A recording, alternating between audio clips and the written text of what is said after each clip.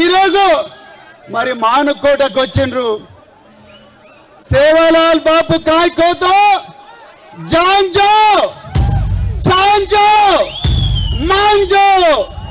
ఇప్పుడు కేటీఆర్ గారు చెప్పే విషయాలు మనందరూ వక్తలు చెప్పే విషయాలు మనం జాగ్రత్తగా వినాలి మిత్రులారా. ఇది మన భూమి కోసం చేస్తున్న పోరాటం, మన బిడ్డల భవిష్యత్తు కోసం చేస్తున్న పోరాటం.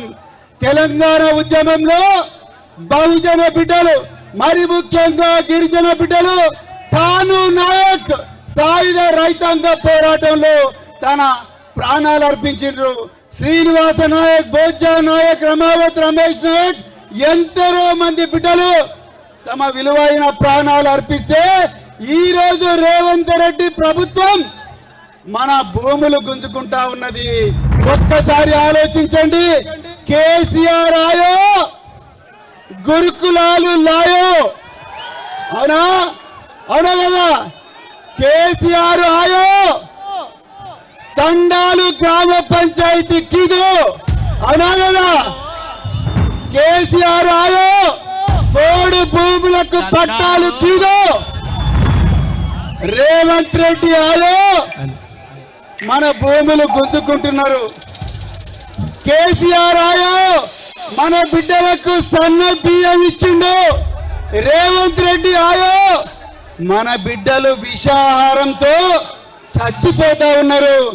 ఈరోజు నిమ్స్ లో, హైదరాబాద్ లో చావు బతుకుల మధ్య మన గిరిజన బిడ్డ వెంటిలేటర్ పెట్టుకొని చచ్చిపోతా ఉన్నది. ఒక్కసారి ఆలోచించండి మిత్రులారా. ఇది మన భూమి కోసం పోరాటం, మన భుక్తి కోసం పోరాటం, మన భవిష్యత్తు కోసం పోరాటం. మనమందరం కూడా సేవలాల్ బాబు చెప్పినట్టుగా జాంజో చాంజో మాంజో, ఏక్ జాత్ ఏక్ సాత్ ఏక్ బాత్, ఒకటే మాట మీద ఉందాం, ఒకటే బాట మీద నడుద్దాం. కేసీఆర్ బాపు మనకు ఏ బాట అయితే చూపించిండో ఆ బాట మీద నడిచి లగచర్లలో మన బిడ్డలు ఎవరైతే పోరాడుతున్నారో, మరి జ్యోతిబాయి 8 నెలల గర్భవతి తన భూమి కోసం పోరాడుతున్నది. అన్నలారా, అక్కలారా, యాడి బాపు బాయి బ్యావో ఒక్కసారి ఆలోచించండి.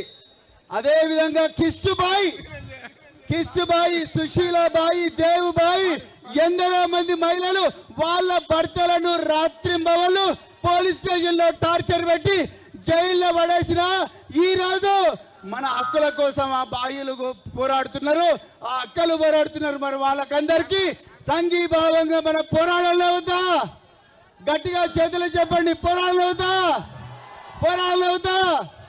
జై సేవలాల్, జై తెలంగాణ.